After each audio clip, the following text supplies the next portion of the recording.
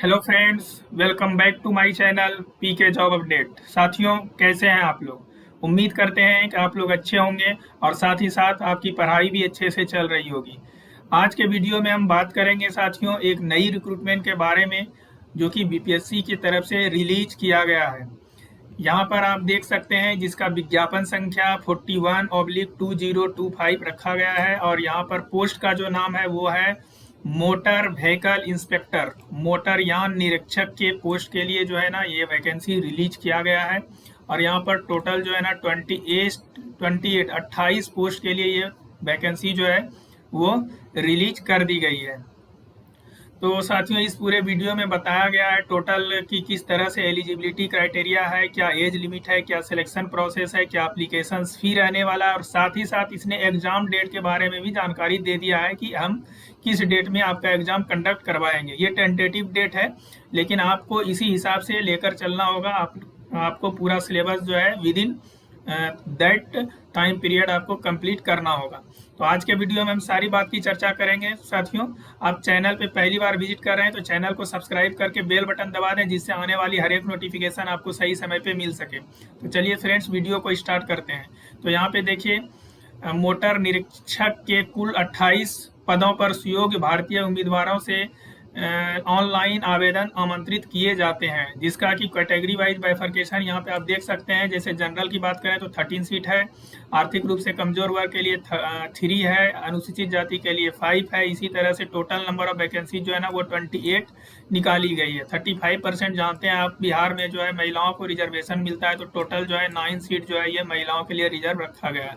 यहाँ पर कुछ और भी सीट रिजर्व रखा गया है जो कि आप देख सकते हैं। बात करते हैं आपके सैलरी की, तो लेवल 6 की सैलरी मिलेगी, जो कि एक बहुत ही अच्छी सैलरी होती है लेवल 6 की सैलरी। तो यदि आप एलिजिबल हैं तो फॉर्म को फिल कर सकते हैं।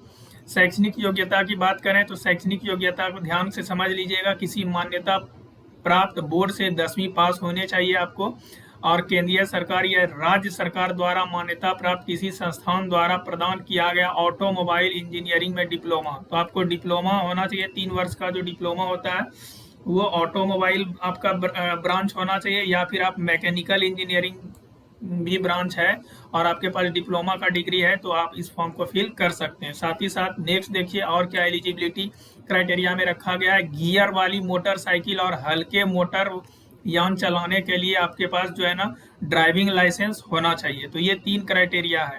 पहले तो आपको 10वीं पास होना चाहिए। 10वीं पास होने के बाद डिप्लोमा होना चाहिए, तो डिप्लोमा आपको ऑटोमोबाइल ब्रांच से होना चाहिए या फिर मैकेनिकल ब्रांच से है तो भी चलेगा। अब तीसरी बात, आपको जो है ना ड्राइविंग लाइसेंस होना चाहिए। अब तो ये लर्निंग ड्राइविंग लाइसेंस जो है ना वो मान्य नहीं होगा। और यहाँ पे देखिए, अभ्यर्थियों को डिप्लोमा प्रमाण पत्र जो जिस भी कॉलेज से आप डिप्लोमा का सर्टिफिकेट लिए हैं वो AICTE अप्रूव्ड होना चाहिए। थर्ड पॉइंट देखिए, तो ऑटोमोबाइल इंजीनियरिंग में डिप्लोमा, यांत्रिक में डिप्लोमा विषय के अतिरिक्त, अच्छा जो अलाइड ब्रांचेज होते हैं ना, ऑटोमोबाइल और mechanical engineering, mechanical in diploma in mechanical के अलावा कोई और भी अलाइड ब्रांचेज को जो है वो यहाँ पर मान्य नहीं होगा। मतलब सिर्फ ये 2 ब्रांच की डिग्री जिनके पास है वही कैंडिडेट यहाँ पर अप्लाई कर सकते हैं। बात करते हैं उम्र सीमा की, तो उम्र सीमा जो है 1/8/2025 के हिसाब से कैलकुलेट किया जाएगा। 18 साल जो है न्यूनतम एज रखा गया है, 37 साल जो है ना मैक्सिमम एज रखा गया है जनरल कैटेगरी वालों के लिए। यदि आप जो है ओबीसी कैटेगरी से बिलोंग करते हैं तो 40 ईयर्स तक फॉर्म को फिल कर सकते हैं। यदि आप SC/ST कैटेगरी से बिलोंग करते हैं तो 42 ईयर्स तक फॉर्म को फिल कर सकते हैं। आगे देखिए सिलेक्शन प्रोसेस, ध्यान से समझिएगा फ्रेंड्स। सिलेक्शन प्रोसेस के बारे में यहाँ पे सारी जानकारी बताई गई है। लिखित परीक्षा एवं साक्षात्कार के आधार पर जो भी आपका लिखित होगा, रिटर्न एग्जाम होगा और इंटरव्यू होगा, उसके बेसिस पर जो है ना फाइनल मेरिट लिस्ट बनाया जाएगा। तो पहले बात कर लेते हैं लिखित परीक्षा। सारा जो है ना लिखित परीक्षा में टोटल क्वेश्चन जो है ऑब्जेक्टिव टाइप रहेगा, यहाँ पर कोई मेंस एग्जाम नहीं होगा। बात करते हैं प्रथम पत्र में क्या पूछा जाएगा, तो आपको जो है ना 100 नंबर का क्वेश्चन पूछा जाएगा, 2 घंटे का समय दिया जाएगा। टोटल जो ऑब्जेक्टिव टाइप क्वेश्चन होंगे और GS जनरल स्टडीज, ठीक है, जिसका कि सिलेबस यहाँ पे आप देख सकते हैं, अंक गणित, भौतिक शास्त्र, रसायन शास्त्र, इस तरह से सिलेबस सारा मेंशन किया गया है। द्वितीय पत्र देखिए, तो द्वितीय पत्र में आप जो भी ब्रांच चूज किए हैं, जो भी ब्रांच सेलेक्ट किए हैं, जैसे आप ऑटोमोबाइल सेलेक्ट किए हैं तो आपसे ऑटोमोबाइल के बारे में पूछा जाएगा, 100 मार्क्स का, ठीक है। और इसमें भी 2 घंटे का समय दिया जाएगा। ऑब्जेक्टिव टाइप क्वेश्चन होगा, सिलेबस यहाँ पे दिया गया है। यदि आप मैकेनिकल से डिप्लोमा किए हैं तो आपको मैकेनिकल के बारे में यहाँ पे पूछा जाएगा। बात करते हैं नेक्स्ट क्या है, तो तृतीय पत्र में अब यह भी 100 नंबर का होगा, 2 घंटे का समय रहेगा, ऑब्जेक्टिव टाइप क्वेश्चन होगा। यहाँ पे बिहार मोटर वाहन नियमावली 1992, मोटर वाहन अधिनियम 1988 एवं केंद्रीय वाहन नियमावली 1989, जो है ये जो नियम है इन सब मोटर वाहन के बारे में, इनसे रिलेटेड आपको 100 नंबर का जो है क्वेश्चन पूछा जाएगा, 2 घंटे का समय मिलेगा। तो इस तरह से टोटल यहाँ पे देखें तो 300 मार्क्स का क्वेश्चन पूछा जाएगा, 300 मार्क्स का यहाँ पे एग्जाम होगा। इसके अलावा देखिए उपयुक्त पत्रों में प्रथम एवं द्वितीय पत्र सभी अभ्यर्थियों के लिए समान होंगे। पहला वाला जो और तीसरा वाला, ये जो देख रहे हैं ना, फर्स्ट और थर्ड, ये सब के लिए सेम रहेगा। और ये तो जो है जिस भी आप ब्रांच से फिल किए हैं उससे रहने वाला है, कोई निगेटिव मार्किंग नहीं होगा यहाँ पे। इसके बाद जो है रिटर्न एग्जाम के बेसिस पे आपको इंटरव्यू के लिए शॉर्टलिस्ट किया जाएगा। मिनिमम क्वालिफाइंग मार्क्स जो है ना, कट ऑफ पार करने के लिए जो यूआर कैटेगरी के हैं उसको 40%, जो पिछड़ा वर्ग से बिलोंग करते हैं 36.5%, जो अत्यंत पिछड़ा वर्ग से 34%, और यदि आप SC/ST से बिलोंग करते हैं तो या फीमेल से बिलोंग करते हैं तो 32% मार्क्स लाना जरूरी है। साक्षात्कार में मेधा अंकों का विभाजन बिहार परिवहन नियमावली 2008 की धारा 3 के अनुसार जो है निम्न प्रकार से किया गया है। तो देखिए कैसे कैसे यहाँ पे सारा जो है ना बताया गया है। 300 तो आपका ऊपर हो गया है टोटल 300 मार्क्स का। बाकी यहाँ पे जो है ना 150 मार्क्स के बारे में बताया गया है कि 150 मार्क्स आपको और किस तरह से मिलेंगे। तो प्रवेशिका या समकक्ष योग्यता प्राप्तांक के प्रतिशत का 10% अंक मिलेगा। तकनीकी योग्यता डिप्लोमा में कुल प्राप्तांक का प्रतिशत अंक। अनुभव, यदि आपके पास डिप्लोमा प्राप्त करने के बाद यदि आप किसी फैक्ट्री वगैरह में काम किए हैं, ठीक है, तो उनके हिसाब से जो है मैक्सिमम आपको 9 मार्क्स तक जो है मिल सकता है। प्रत्येक वर्ष के लिए जो है ना 3 अंक दिया जा रहा है। आगे देखिए ऑटोमोबाइल इंजीनियरिंग या पोस्ट डिप्लोमा में यदि आपको डिस्टिंक्शन मार्क्स है तो आपको 6 अंक मिलेगा। और इंटरव्यू जो होगा, जो मौखिक इंटरव्यू होगा, उसमें 25 अंक जो है आपको मिलेगा। तो ओवरऑल जो है ना 300 प्लस ये यहाँ पर जो बताएं ये वाला, यहाँ से को से लेकर के यहाँ तक जो है 150 मार्क्स का। तो ओवरऑल 300 और 150, तो ओवरऑल कितना हो गया 450 मार्क्स के बेसिस पे आपका फाइनल मेरिट लिस्ट बनाया जाएगा। तो यही यहाँ पे बताया है कि लिखित परीक्षा का 300 और यहाँ पर जो है 150 जो है मेधा अंक और प्लस 25 जो है इंटरव्यू का।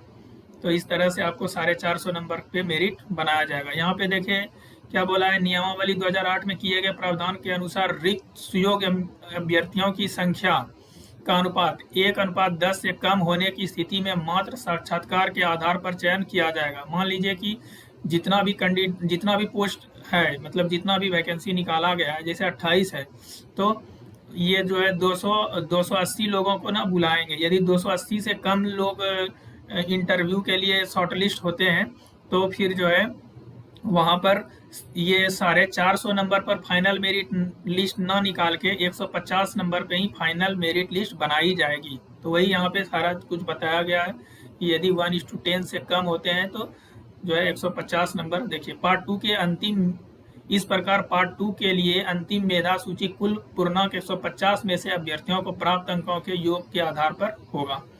और यदि आपके मार्कशीट में CGPA लिखा हुआ है तो आप जो है CGPA से परसेंटेज में बदलने के लिए जो भी फॉर्मूला है या रूल बताया गया उसका सर्टिफिकेट आप जरूर अपलोड करें। ऑनलाइन आवेदन भरने की अंतिम तिथि जो है 3 जुलाई 2025 रखा गया है।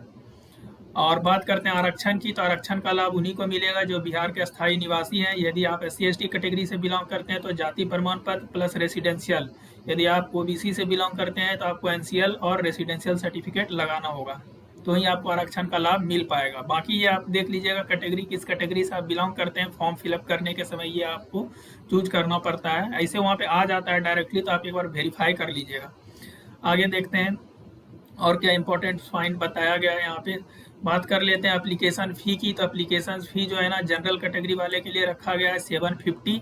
और यदि आप अनुसूचित जाति, अनुसूचित जनजाति से बिलोंग करते हैं, बिहार के स्थायी निवासी हैं तो 200 रुपया, बिहार के स्थायी निवासी हैं फीमेल हैं तो भी 200 रुपया। बाकी सभी कैटेगरी के लिए उम्मीदवारों के लिए, अदर स्टेट वालों के लिए 750 रखा गया है। फॉर्म फिलअप करते समय आपको आधार का जानकारी देना होगा, नहीं देने से आपको 200 रुपीज़ और जो है फॉर्म फिलअप का लगने वाला है। बात करते हैं ऑनलाइन आवेदन प्रारंभ करने की तिथि जो है ना वो 10 जून 2025 रखा गया है, तो मतलब आज ही से आप फॉर्म को फिल कर सकते हैं। और लास्ट डेट जो है ना वो 3 जुलाई 2025 रखा गया है। सो आगे देखिए यहाँ पे बताया गया OTR करना है। आपको पता है बार बार मैं ये वीडियो में बताते रहता हूँ कि किस तरह से आपको फॉर्म फिलअप करना है। ये ऑफिशियल नोटिस है जो कि आप यहाँ पर देख सकते हैं। ये सारे इंपॉर्टेंट पॉइंट थे। अब बताते हैं आपको जो है ना एग्जाम डेट के बारे में। सारा जो है ऑफिशियल एग्जाम डेट भी रिलीज कर दिया गया। देखिए ये सेम जो है आप देख सकते हैं यहाँ पर सेम जो है एडवर्टाइजमेंट नंबर वही है। उसका जो है ऑनलाइन आवेदन करने का जो तिथि है और ऑनलाइन भरने की अंतिम तिथि, ये दोनों यहाँ पे दिया गया जो कि अभी जस्ट हमने आपको बता दिया। लास्ट में देखिए क्या लिखा है, लिखित परीक्षा की संभावित तिथि 10 अगस्त 2025 एवं 11 अगस्त 2025 रखा गया है। तो फ्रेंड्स यहाँ पे आपको बहुत ही कम समय मिल रहा है। देख सकते हैं आप 3 जुलाई तक ये फॉर्म फिलिंग का प्रोसेस ही चलने वाला है और 10 अगस्त को आपसे जो है ना 10 अगस्त को आपको जो है ना पेपर ले लिया जाएगा। मीन्स आपको जो है अभी से यदि आप देखें तो आपको अप्रोक्सीमेटली 2 मंथ का टाइम मिल रहा है। तो यदि आपके पास ये सारा डॉक्यूमेंट है, यदि आप एलिजिबल हैं, तो फॉर्म को फिल करके जल्दी से आप अपना प्रिपरेशन को स्टार्ट कर दीजिए। 2 महीने में जो है आप अपना प्रिपरेशन कंप्लीट करके एग्ज़ाम को क्रैक कर सकते हैं और जो है आप फाइनली शॉर्टलिस्ट हो जाएंगे। और ये बहुत ही अच्छी जॉब है और बहुत ही अच्छी सैलरी मिलने वाली है आपको यहाँ पर। सो फ्रेंड्स आपको सारी जानकारी समझ में आ गई होगी। कोई डाउट है तो आप कमेंट सेक्शन में कमेंट करके पूछ सकते हैं। कैसा लगा ये वीडियो आप हमको कमेंट में बताइएगा।